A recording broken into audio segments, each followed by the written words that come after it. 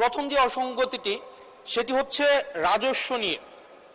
মাননীয় স্পিকার, আমরা যদি বাংলাদেশের গত বছরের রাজস্বটি দেখি, লক্ষ্যমাত্রা ছিল 5,03,000 কোটি টাকা। সেই জায়গায় 11 মাসে অর্জিত হয়েছে 4,60,000 কোটি টাকার মতো। হাতে আছে আর 1 মাস, ধরে নিচ্ছে 48,000 কোটি টাকা সেখান থেকে আমাদের লক্ষ্যমাত্রা অর্জিত হবে। তার মানে আমাদের অর্জিত হচ্ছে 4 লক্ষ কোটি টাকা, 3,60,000 কোটি টাকা প্লাস 40,000 কোটি টাকা, অর্থাৎ হচ্ছে 4 লক্ষ কোটি টাকা। মাননীয় স্পিকার, এই বাজেটে রাজস্বের লক্ষ্যমাত্রা নির্ধারণ করা হয়েছে 6,95,000 কোটি টাকা, অর্থাৎ প্রায় 74% লক্ষ্যমাত্রা বৃদ্ধি করা হয়েছে। পৃথিবীর সব দেশে তাবৎ অর্থনৈতিক ব্যবস্থায় বাজেটের যে রাজস্বের যে প্রবৃদ্ধি থাকে সেটি 10 থেকে 12% একটা আইডিয়াল একটা ফিগার। সেই জায়গা থেকে মাননীয় অর্থমন্ত্রীর কাছে আমার প্রশ্ন, সারা দেশে বা বিগত রাজস্ব কালেকশনের যদি আমরা হিস্ট্রিটা দেখি, 10 থেকে 12%-এর জায়গায় সরকারের কাছে এমন কি মেকানিজম রয়েছে যে মেকানিজমের মধ্য দিয়ে প্রায় আমরা 75% আমরা রাজস্ব নতুন করে আমরা সংগ্রহ করতে পারবো। মাননীয় স্পিকার, সেই জায়গা থেকে আমরা বলছি যে এই যে রাজস্বের যে মাত্রাটি নির্ধারণ করা হয়েছে এবং এনবিআর এর যে সক্ষমতা রয়েছে সেটি বিবেচনায় এই বাজেটটির লক্ষ্যমাত্রা রাজস্বের ক্ষেত্রে কতটা অর্জিত হবে সেটি আসলে আমরা সন্দেহ প্রকাশ করছি। দ্বিতীয়ত, কিছুক্ষণ আগে একজন বলে গেলেন, একজন মাননীয় সংসদ সদস্য, যে আমাদের দেশের ইনভেস্টমেন্ট ফ্রেন্ডলি একটা এনভায়রনমেন্ট ক্রিয়েট করা হয়েছে। মাননীয় স্পিকার, 100 টাকার যদি আমি বাংলাদেশে ব্যবসা করি, আমাকে কর্পোরেট ট্যাক্স দিতে হয় 27.5%, অর্থাৎ আমি সেখানে 100 টাকার মধ্যে আমার পকেটে থাকে আর 72.50 টাকা, 72.5 টাকা। এই 72.5 টাকার মধ্যে আমার ডিভিডেন্ড ট্যাক্স 4.5 আমাকে দিতে হয় মাননীয় স্পিকার 40%, অর্থাৎ আমার পকেটে তখন থাকে 43.5 টাকা। এই 43.5 টাকা আমি 100 টাকা ইনকাম করি, আমার সর্বসাকুল্যে আমার ট্যাক্স চলে যায় 56.5%। আমরা যদি মালদ্বীপের দিকে তাকাই, আমরা যদি সিঙ্গাপুরের দিকে তাকাই, মালয়েশিয়ার দিকে তাকাই, সেখানে এই কর্পোরেট ট্যাক্স হচ্ছে 0%। আমরা যদি শ্রীলঙ্কার দিকে তাকাই 15%, নেপালের দিকে যদি তাকাই তাহলে সেটা 5%। শুধু সরকারের সমালোচনার খাতিরে না, আমরা নির্মোহভাবে কনস্ট্রাকটিভ ক্রিটিসিজমের জায়গা থেকে আমরা বলছি এই 56.5% কর্পোরেট ট্যাক্স এবং ডিভিডেন্ড ট্যাক্স বিদ্যমান রেখে এটা ডোমেস্টিক ইনভেস্টমেন্টকেও প্রমোট করবে না এবং ফরেন ইনভেস্টমেন্টকেও প্রমোট করবে না। যে বিজনেসম্যান আমার সিঙ্গাপুরে বিজনেস করতে পারবে 0% ট্যাক্স দিয়ে, সেই বিজনেসম্যান 56.5% ট্যাক্স দিয়ে সেই বাংলাদেশে বিজনেস করতে আসবে না। মাননীয় স্পিকার, আমরা সেই জায়গা থেকে প্রত্যাশা করেছিলাম যে এই বাজেট একটা ইনভেস্টমেন্ট ফ্রেন্ডলি একটা বাজেট হবে এবং কর্পোরেট ট্যাক্সের একটা সহনশীল মাত্রায় কর্পোরেট ট্যাক্সকে রিডিউস করা হবে। হতাশ হয়েছে মাননীয় স্পিকার। মাননীয় স্পিকার, আমরা যদি পরবর্তী যে অসঙ্গতিটা, সেটা হচ্ছে মূল্যস্ফীতি এবং জিডিপির যে লক্ষ্যমাত্রা নির্ধারণ করা হয়েছে। বর্তমানে মূল্যস্ফীতি হচ্ছে 9.4% এবং আমরা যদি খাদ্যপণ্যের মূল্যস্ফীতি ধরতে যাই সেটা 12%-এরও বেশি।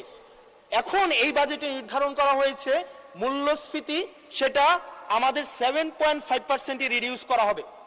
পৃথিবীর সব দেশে, সব বাজেটে, সব অর্থনৈতিক ব্যবস্থায় মূল্যস্ফীতিকে নিয়ন্ত্রণ করার স্বীকৃত মাধ্যম হচ্ছে দুইটা। একটা হচ্ছে উচ্চ হারে সুদ নির্ধারণ করা অথবা গভর্নমেন্ট এক্সপেন্ডিচার কমিয়ে নিয়ে আসা।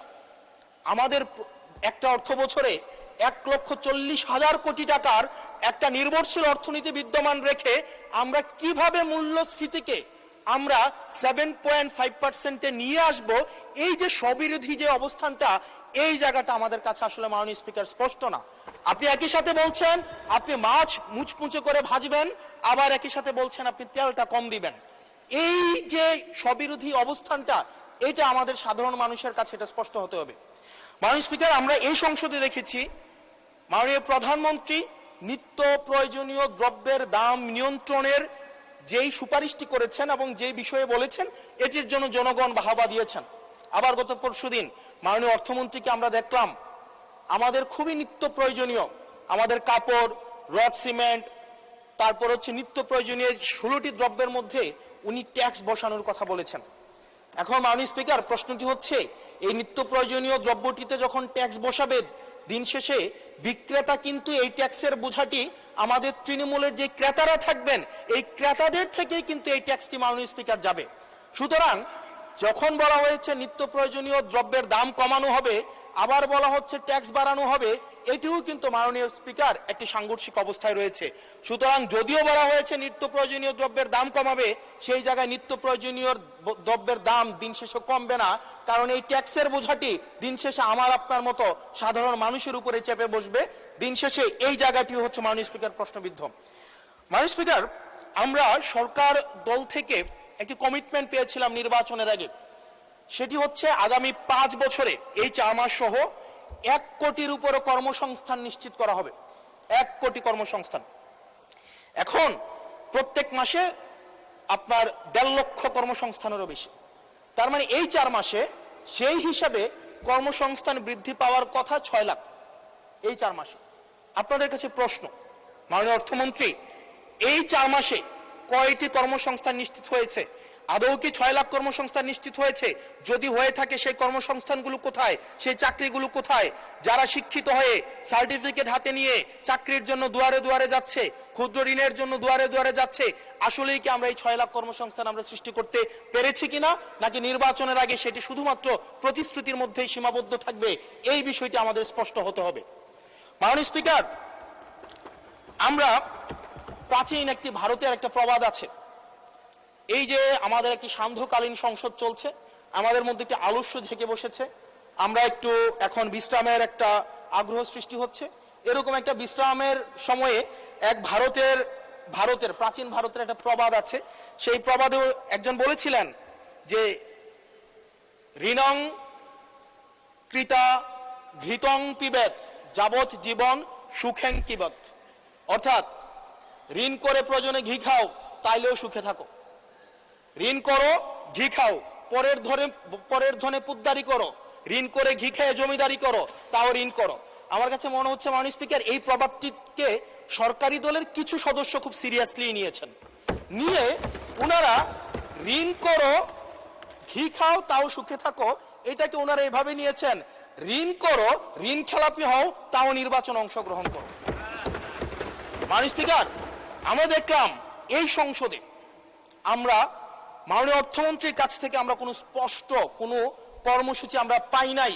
কিভাবে ব্যাংকগুলোকে যেভাবে দলীয়করণ করা হয়েছে, ব্যাংকগুলোকে দীর্ঘ 17 বছর ধরে ব্যাংকের টাকা ঋণের নামে যেভাবে বিদেশে পাচার করা হয়েছে, সেই পাচারকৃত টাকাকে কিভাবে উদ্ধার করা হবে সেটার কিন্তু সুস্পষ্ট আমরা কোনো পলিসি পাই না। মাননীয় স্পিকার, আমরা গভর্নর সাহেবকে মাঝে মাঝে আমরা একটু আক্ষেপ প্রকাশ করতে দেখি, 4,80,000 কোটি টাকা বিদেশে পাচার হয়েছে, সেটাকে কিভাবে আনা যাবে সেটা নিয়ে আক্ষেপ প্রকাশ পর্যন্ত আমরা দেখি।